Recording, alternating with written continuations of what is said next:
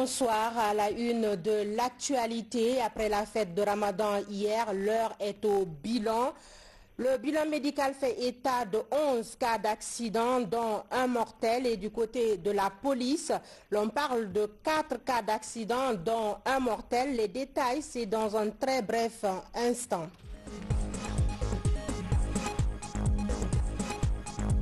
Et puis la mine de fer de Forécaria sera bientôt relancée. L'État guinéen et la société Achapura ont signé ce mercredi une convention devant permettre à cette mine de développer ses activités après 5 années d'arrêt. Également dans ce journal, cette autre bonne nouvelle pour le football guinéen. La Guinée aura 4 représentants en compétition des clubs et cela à partir de la saison prochaine. Kaba Fodé sera dans ce journal pour plus de précisions. Mesdames et messieurs, bonsoir. Merci de nous retrouver dans ce journal qu'on entame par ce décret du président de la République, décret D 2019 168 PRG SGG portant nomination des cadres au secrétariat général du gouvernement. Le président de la République, vu la Constitution, décrète. Article 1er, les cadres dont les noms et prénoms suivent sont nommés dans les fonctions ci-après. Secrétaire générale adjointe, Madame Kaba Diakagbe, précédemment, secrétaire générale adjointe confirmée. Chef de cabinet, Monsieur Kamara CC Bapou, matricule 187255P, administrateur civil, précédemment conseiller technique. Conseiller principal, M. Kamara Abdourahman Sike, juriste, précédemment chargé des cours de droit auprès des universités de Conakry. Conseiller juridique, M. Diané Moustapha, juriste, précédemment chef d'entreprise au service public fédéral justice du Royaume de Belgique. Pool de conseillers techniques, M. Baldé Mamadou Morou, matricule 20-226-20-26-63, G, docteur S, sciences économiques confirmées, M. Barry Alpha Bakar, matricule 24-77-00Y, administrateur civil, précédemment conseiller assistant au secrétariat général du gouvernement, M. Kamara Ali Koya, matricule 27-42-11Y, juriste, précédemment en service au ministère de la fonction publique, de la réforme de l'État et de la modernisation de l'administration. Conseiller chargé de mission, M. Diama Fali, juriste, précédemment promoteur de santé pour Médecins sans frontières, attaché de cabinet. M. Keta Kemoko, matricule 22-78-25Z, précédemment en service au ministère de la fonction publique, de la réforme de l'État et de la modernisation de l'administration. Directeur de l'organisation du travail gouvernemental, M. Leno Tamba Fidel, matricule 1987-51G, juriste confirmé. Directeur adjoint de l'organisation du travail gouvernemental, M. Baldé Ousmane, administrateur civil, précédemment consultant associé au cabinet UB Consultant Paris-France. Directrice de la gestion des hauts fonctionnaires, Madame Sano Mousoukoro, matricule 1990-56F, précédemment chef division gestion ressources humaines au ministère de l'énergie et de l'hydraulique. Directeur adjoint de la gestion des hauts fonctionnaires, Monsieur Wilkinson Thomas Noël, matricule 28-65-31B, juriste, précédemment en service au ministère de la fonction publique, de la réforme de l'État et de la modernisation de l'administration. Directrice du courrier gouvernemental et de suivi. Madame Keta Fatoumata Youla, gestionnaire des ressources humaines, directeur adjoint du courrier gouvernemental et de suivi. Monsieur Kondé Mamadi, matricule 230015G, ingénieur informaticien, précédemment service au ministère de la fonction publique, de la réforme de l'État et de la modernisation de l'administration. Directeur de la modernisation du travail gouvernemental, M. Keta Mamoudou, matricule 284094B, ingénieur informaticien précédemment chargé de la maintenance du réseau informatique au ministère de la fonction publique, de la réforme de l'État et de la modernisation de l'administration. Directeur adjoint de la modernisation du travail gouvernemental, M. Bautier Éric Silaou, ingénieur informaticien, précédemment consultant en TIC au ministère des Mines et de la Géologie. Directeur de la législation de la réglementation, M. Kaba Ousmane, matricule 1970-76L, juriste, précédemment conseiller juridique au ministère de l'Enseignement supérieur et de la recherche scientifique. Directeur adjoint de la législation et de la réglementation, M. Leno Alexis Majesté, matricule 2467-78G, juriste, précédemment conseiller juridique à l'Agence guinéenne d'exécution des travaux d'intérêt public pour l'emploi AGETIP. Directeur d'édition et de publication du journal officiel de la République, M. Kourouma Mohamed, matricule 2024-15P, confirmé. Directeur adjoint d'édition et de publication du journal officiel de la République, M. Kondé Moussa Assagbe, matricule 2865-71B, administrateur civil, précédemment en service au ministère de la fonction publique, de la réforme de l'État et de la modernisation de l'administration. Directrice du Centre de documentation administrative, Mme Diallo Rougiatou, matricule 1989-94P, précédemment chef de division au Centre de documentation administrative du Secrétariat général du gouvernement. Directeur adjoint du Centre de documentation administrative, M. Touré Lanciné, matricule 286510R, ingénieur informaticien, précédemment en service au ministère de la fonction publique, de la réforme de l'État et de la modernisation de l'administration. Article 2, le présent décret qui abroge toute disposition antérieure contraire prend effet à compter de sa date de signature, sera enregistré et publié au journal officiel de la République. Fait à Conakry le 5 juin 2019, signé professeur Alpha Condé. Après la fête de Ramadan, l'heure est au bilan au niveau de la sécurité routière. De sources médicales, 11 cas d'accident, dont un cas mortel, sont enregistrés au service d'urgence de Donka, alors que la police, elle, parle de 4 accidents, dont un mortel dans la préfecture de Kindia. À cela s'ajoute la découverte d'un corps sans vie à Dapompa, dans la commune de Matoto. Alpha Isiagaba. Le dispositif sanitaire mis en place par le service d'urgence de l'hôpital Donka a bien fonctionné. Depuis le jour de la fête, les médecins sont pratiquement restés en alerte. Le service d'urgence a enregistré 11 cas d'accident, dont un cas mortel. La victime n'avait que 5 ans.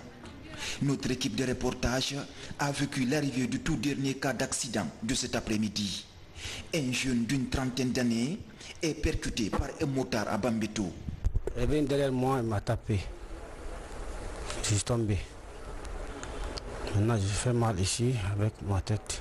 J'ai un peu mal à la tête, j'ai mal ici encore. Sérieusement. Pour cette fête spécialement, on a renforcé les équipes de garde. L'équipe d'hier et aujourd'hui sont renforcées. Contrairement à l'année dernière, satisfaisant oui.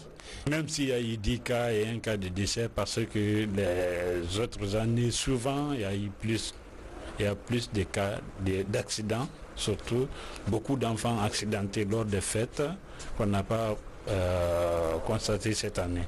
Au niveau de la police, le bilan couvre tout le pays.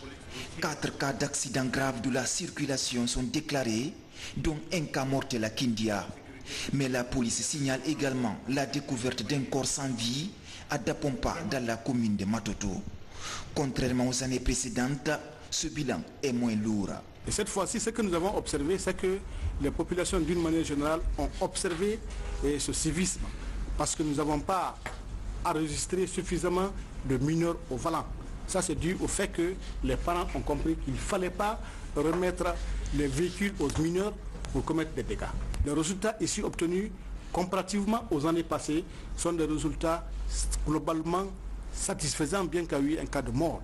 Mais l'année dernière, nous avons enregistré 2 cas de mort.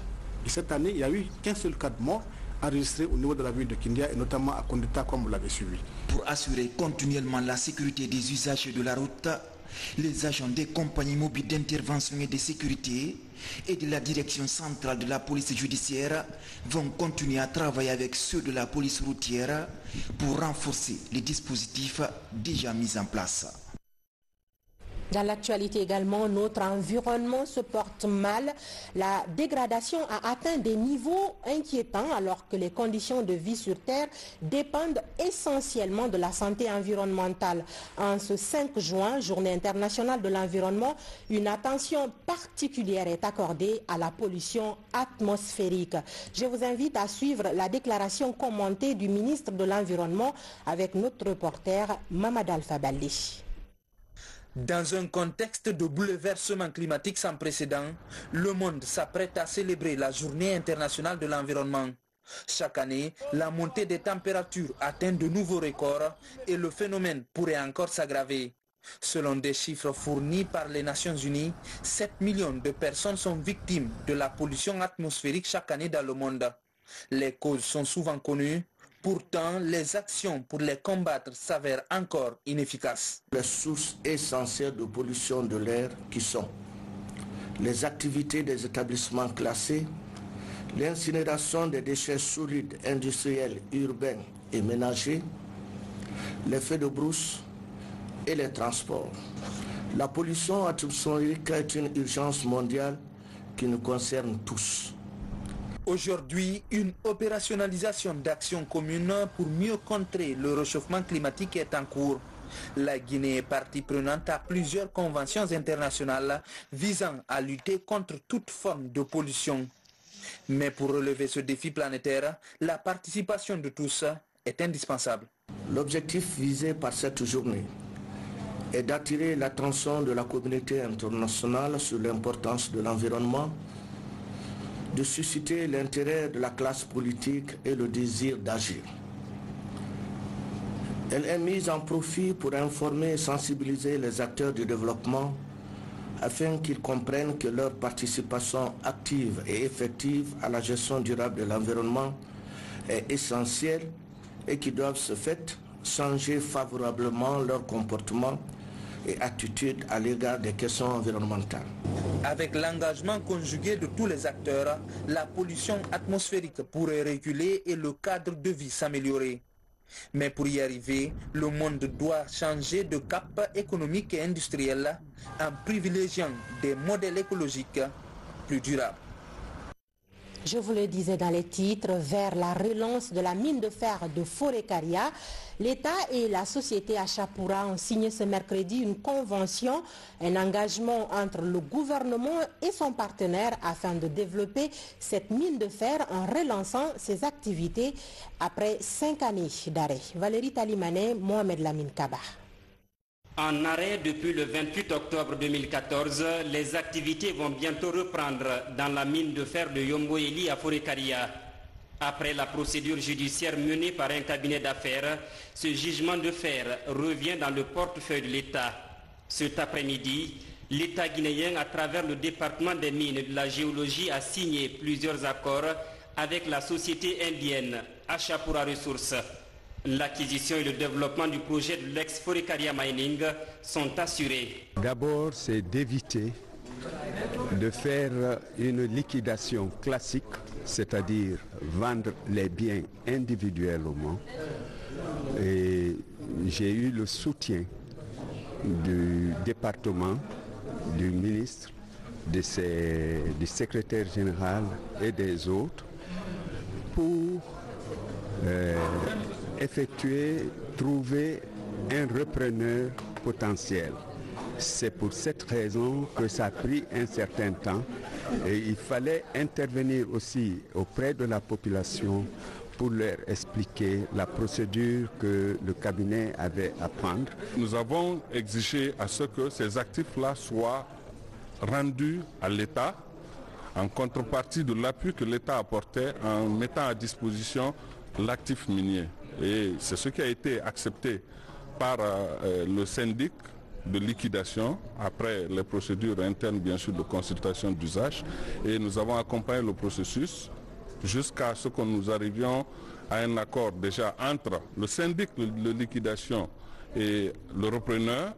Cela a fait l'objet d'un accord entre le repreneur et l'État guinéen à travers l'accord pour la mise à disposition de l'actif minier et l'accord de rétrocession de la propriété du port à l'État.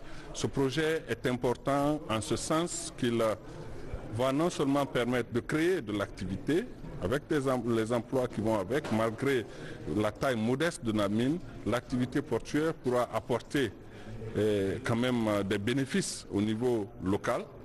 Au-delà de ces bénéfices-là, il y a aussi le fait que nous pourrons commencer à produire du fer dans le cadre de la politique de diversification de la production minière portée par le président Alpha Condé. La relance de ce projet va permettre la réhabilitation et l'extension du port de Konta en vue de faciliter l'exportation du minerai de fer dans un délai prévisionnel de 4 mois. La nouvelle compagnie va également réaliser plusieurs infrastructures routières, mais aussi portuaires. That opens a new door. Et ce projet ouvre un nouveau corridor, à part le corridor de Boké et le corridor central ici de Russal, de Kindia. Forécaria aussi, c'est un nouveau corridor qui s'ouvre non seulement au fer, mais aussi à la bauxite, parce qu'il y a la bauxite dans cette zone. Donc le port sera multi-usage. Après la réhabilitation de ce port qui avant n'exportait que du fer, il sera capable d'exporter plusieurs types de minéraux, non seulement la bauxite, le fer et autres minéraux. Ils augmenteront au fait de 3 millions à 10 millions. Donc ça sera une augmentation assez significante qui va créer beaucoup d'emplois dans le corridor. A new business corridor for the mining sector. De par son caractère multi-usage, la reprise des travaux de l'ex-Forécaria Mining va favoriser environ 3 000 emplois directs et 15 000 emplois indirects. Dans ce projet, 250 millions de dollars US d'investissement sont provisoirement annoncés dans toutes les opérations. Sur le plan national toujours, les commissions spécialisées du Conseil national de la statistique font l'examen d'un certain nombre de documents, notamment le rapport statistique national 2018, le programme de statistique 2019 et l'étude sur la mise en place d'un fonds national pour la statistique. Cela suite à la première session du Conseil national de la statistique d'août 2018 qui avait été présidée par le Premier ministre, chef du gouvernement, Maimouna Bella Diallo. 5 documents techniques sont à examiner autour de cette table avant d'être validés par ce Conseil. Parmi ces documents figurent le rapport statistique national 2018, le programme statistique national 2019 et l'étude pour la mise en place d'un fonds national pour la statistique. Pour atteindre cet objectif, il y a des défis à relever. Des défis parmi lesquels le renforcement des services producteurs et utilisateurs des données. Nous devons se battre pour que nous ayons des données fiables. Et pour avoir des données fiables, il faut avoir les moyens financiers. Et malheureusement, le système statistique, il faut avoir le courage de le dire, reste le parent pauvre du développement. Tout le monde sait son important, mais peu de partenaires mettent de l'argent. Donc il faudra que l'État comprennent cela et qui nous aident dans ce sens-là. Les difficultés, ce n'est pas seulement au niveau des BSD, c'est au niveau de toutes les structures, parce qu'en matière de budget de fonctionnement, les problèmes sont réels et effectifs. Donc, et sans moyens, il est difficile, bien que la volonté y est, il est difficile d'avoir un résultat à la hauteur de nos ambitions.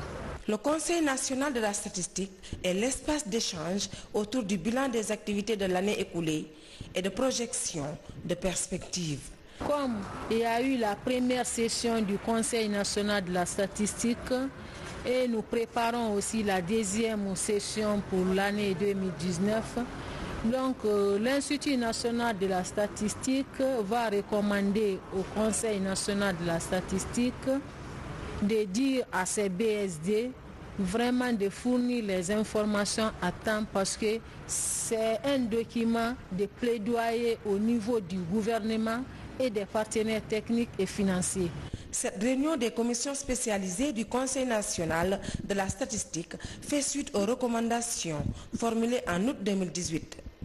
Elle dénote également de l'intérêt que l'Institut national de la statistique INS porte sur le renforcement du système statistique national afin de produire des données fiables et crédibles.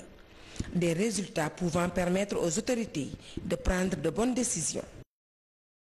Et puis ce soir, l'émission à bâton rompu porte sur les investissements et les partenariats publics-privés, un débat croisé sur les acquis et les défis en matière d'investissement en Guinée. Je vous propose cet extrait. Le résultat d'une politique économique actuellement en Guinée va reposer essentiellement sur deux éléments. Il faudrait que est-ce qu'aujourd'hui les investissements permettent de pouvoir renverser la tendance de la pauvreté? C'est une question que tout le monde doit être capable, n'est-ce pas, de résoudre.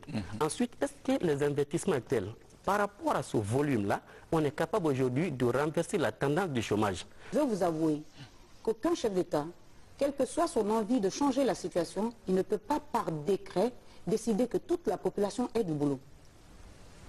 Dans le monde des investissements, lorsque vous recevez un investisseur, vous devrez aussi préserver les acquis de cet investisseur, rassurer les investisseurs. C'est dans ce cadre-là que le Code des investissements guinéens aujourd'hui attire. C'est pour ça que je disais tantôt, la Guinée attire, rassure et retient.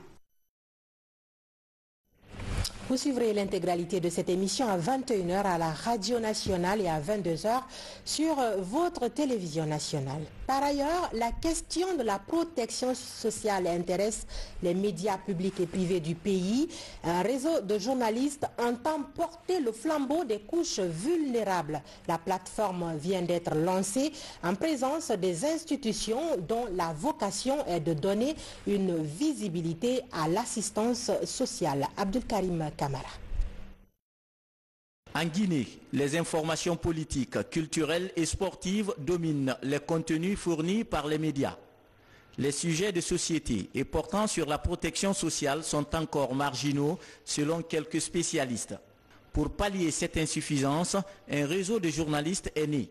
Son combat est d'amener les rédactions à porter leur attention sur l'assistance sociale dans le pays. Nous nous sommes dit qu'il serait nécessaire, vu aujourd'hui la transversalité du domaine de la protection sociale et toutes les énergies qui sont mobilisées par les gouvernements à travers les politiques nationales de développement social qu'on connaît déjà, mais nous ne comprenons pas le processus. Nous ne savons pas comment ou quelles stratégies ou techniques de ciblage sont utilisées par ces acteurs du domaine pour atteindre ces populations. Donc nous nous sommes dit qu'il faut en devenir aussi des spécialistes donc, du monde de la protection sociale pour comprendre le vocabulaire du milieu, comprendre le processus pour les populations qui sont souvent objets de ces actions-là, dont d'autres ne sont pas forcément atteintes par ces actions, mais aussi pour les acteurs eux-mêmes, pour les aider peut-être à relayer, à rendre visibles les actions-là qu'ils mènent dans le cadre de la protection sociale dans notre pays. Depuis sa création, il y a un an, la plateforme tente de cerner le mécanisme de fonctionnement des structures qui régissent la couverture sociale dans le pays. Dans un élan de solidarité, ces journalistes entendent jouer le rôle d'interface entre les couches vulnérables et les décideurs. Une main tendue déjà acceptée par certains partenaires. L'apport auquel on pourrait s'attendre de la part du ministère, c'est de contribuer à soutenir avant tout le réseau. Donc, parce que le réseau va contribuer à la vulgarisation d'un instrument phare de notre département, c'est-à-dire la protection sociale. De son côté, le département s'engage aussi à apporter tout son appui au réseau pour la mise en œuvre de sa mission. Le gouvernement essaye de mettre en place toutes les structures et les institutions ainsi que la réglementation qui s'y est pour développer le concept de protection sociale pour que nous puissions faire de manière à aider et à faire à ce que les Guinéens puissent accéder à tous les services de base, à savoir la santé, l'éducation, qui sont essentiels pour l'équilibre d'une nation. Bientôt, l'Agence nationale d'inclusion économique et sociale va être fonctionnelle. Elle va contribuer justement à favoriser la diminution de cette disparité-là entre nos populations. Et donc le gouvernement fait ce qu'il peut pour dans ce sens. Le réseau regroupe une vingtaine de journalistes de la presse nationale, publique et privée. Des journalistes issus de l'audiovisuel, de la presse en ligne et écrite. Comme instrument de travail, le site www.guineactusocial.com est créé pour la circonstance. Un outil qui se veut une fenêtre ouverte sur toutes les informations portant sur la protection sociale. Institut d'enseignement supérieur et technique, c'est parti pour l'excellence en Guinée. L'autorité nationale d'assurance qualité dans l'enseignement, la formation et la recherche commencent à faire parler d'elle. Les résultats des évaluations pilotes de 11 programmes sont rendus publics. 5 programmes de 3 universités privées sont accrédités par le conseil scientifique de l'ANAC. C'est le coup d'envoi d'un vaste chantier appelé à garantir une formation de qualité à l'école guinéenne. Nous y reviendrons. Direction Farana, la préfecture natale de feu Ahmed Sékou Touré, premier président de la République de Guinée, père de l'indépendance nationale. Il vient d'être immortalisé par les autorités locales et les ONG panafricaines pour son implication dans la libération des peuples africains. C'était en marge des festivités de la commémoration des activités culturelles de la semaine Ahmed Sékou Touré. Mikini Moussa Kamara, Lancé Koulibaly. 36 ans après sa disparition, feu président Ahmed Sékou Touré continue de marquer la mémoire collective à travers ses œuvres. Au nombre de celles-ci figure la lutte pour la libération des peuples africains et sa partition dans la création de l'Organisation de l'Unité africaine OUA en 1963, actuelle Union africaine. C'est en reconnaissance de tous ces efforts que sa préfecture d'origine Farana, en collaboration avec l'Organisation internationale panafricaine, a organisé une série d'activités culturelles. Placée sous le thème « Le panafricanisme face aux défis de l'immortalité », cet événement a connu la présence de plusieurs invités du monde de la culture et des hommes politiques. Le président Ahmed Sékou Touré n'a pas donné de l'argent à Farana, à ses parents. Il a créé des conditions de bonheur des populations par l'aménagement des terres, par des constructions, par la construction d'usines comme l'usine de Gari, la cité du Niger. Et j'avoue que Farana a connu une éclipse après la mort du président Ahmed Sékou Touré. Et c'est pour cela qu'aujourd'hui, il faut saluer le professeur Alpha Condé qui a dit et qui concrétise qu'il prend la Daba là où Ahmed Sékou Touré l'a laissé. C'est pour l'unité et compléter l'unité par le développement. Le choix est tombé sur la ville de Farana parce que nous avons voulu faire honneur au camarade Ahmed Sékou Touré, qui est un modèle pour nous. Vous savez, il a été à la base de la création de l'UA, l'Union africaine. Et c'est un grand monsieur qui a ressuscité le panafricanisme. Donc on ne peut pas voir le flambeau du panafricanisme disparaître sur la terre de ce grand monsieur. C'est pourquoi nous avons choisi la ville de Farana cette année pour venir faire cette célébration ici. À la Villa André, il était question pour les compagnons du père de l'indépendance guinéenne de se souvenir des actes posés par l'homme qui a consacré sa vie à défendre les acquis du continent africain. Cette journée est pour tous les Guinéens, pour tous les Africains, une journée mémorable, mais surtout pour les membres du Parti démocrate de Guinée, parce que c'est le leader du PDGRDA qui a été l'un des grands artisans de la création de cette organisation continentale en vue de créer et renforcer l'unité entre tous les Africains, en vue de promouvoir la personnalité de tous les Africains, les hisser au sommet les meilleurs du développement de la culture, de la science, bref, de tous les secteurs de la vie. Cette semaine culturelle a été une occasion d'inculquer à la nouvelle génération les valeurs du patriotisme et du nationalisme. Parlons à présent de cette bonne nouvelle pour le football guinéen. La Guinée aura 4 représentants en compétition des clubs à partir de la saison prochaine. Un changement d'indice qui intervient suite aux performances de nos clubs ces derniers temps dans les campagnes africaines. La nouvelle est plutôt saluée, bien saluée par les acteurs du football guinéen. Kaba Fodi. Un pas de géant pour la Guinée. Sur le plan continental, l'indice de son football s'améliore. Comme retombée de ce changement positif, le nombre de clubs en compétition de la CAF passe de 2 à 4, soit 2 en Champions League et 2 en Coupe de la Confédération africaine. La nouvelle est accueillie avec joie dans les milieux sportifs du pays. C'est quelque chose qui va très bien pour le football guinéen et ça prouve à suffisance que, c'est-à-dire le championnat guinéen marche à merveille. Parce qu'il faut voir, avoir 4 clubs, ça c'est pas fait pour n'importe quel pays. Si vous avez vu qu'il y a eu ça, c'est la vie, il y a eu des, c'est-à-dire les évolutions du football guinéen. J'ai appris ça hier, mais le moment que j'ai appris, en ce moment-là, je suis 3e du championnat en tant que l'équipe première. C'est une nouvelle que je suis content de ça. C'est une bonne nouvelle pour la Guinée, pas seulement pour le club. Peut-être l'année prochaine, le championnat va cirer. Ce changement d'indice est la somme des résultats de plusieurs années de performances réalisées par nos représentants dans les différentes compétitions africaines. Vous savez, à la fin de chaque saison, la CAF procède à une évaluation. C'est-à-dire que cette fois-ci, ils ont pris le résultat des différents pays sur les 5 dernières années. Et les 12 premiers clubs bénéficient d'un certain bonus, c'est-à-dire dans l'indice et au titre de la participation.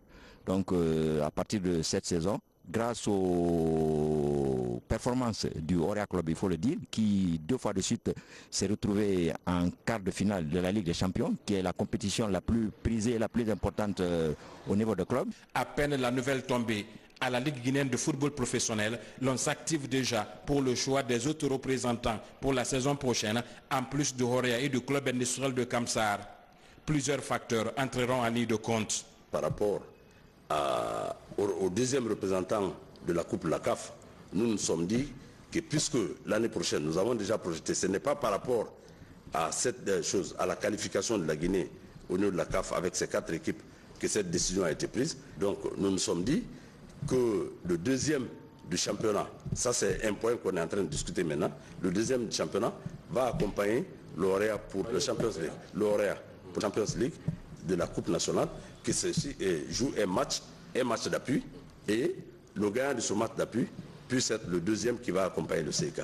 À 2 journées de la fin du championnat, la disponibilité d'une 2e place pour la Guinée en Ligue africaine de champions va relancer la course pour la 2e place entre le Rafia et le Santoba de Conakry, respectivement classés 2e et 3e. Depuis 2015, les clubs guinéens impressionnent l'Afrique par la qualité de leurs prestations dans les 2 principales compétitions auxquelles ils prennent part. Aujourd'hui, le championnat guinéen est classé parmi les 12 meilleurs du continent. Conakry vit au rythme d'une ambiance festive depuis hier. Beaucoup de mélomanes ont fêté Ramadan en compagnie de leurs artistes préférés. Nos reporters Mikini Moussa Kamara et Ansouman Toumani Kamara ont fait le tour de certains hôtels et centres culturels et nous font revivre le début de la reprise des spectacles à Conakry après 29 jours de prière et d'abstinence. Suivi. La capitale s'anime après un mois de chant. Dans cet hôtel, le public est venu en nombre pour suivre l'enregistrement de Lambétigui, une émission de la télévision nationale qui fait la promotion de la tradition orale. De célèbres paroliers sont au rendez-vous. Filanissé Koukouyaté de Kouroussa, Farbali de Dingirai et Giba Kouyaté de Sigiri. Nouman Kouyaté est l'animateur vedette de cette émission. Lambétigui retrace l'arbre généalogique des peuples. L'émission conseille aussi pour mieux décider et d'entreprendre.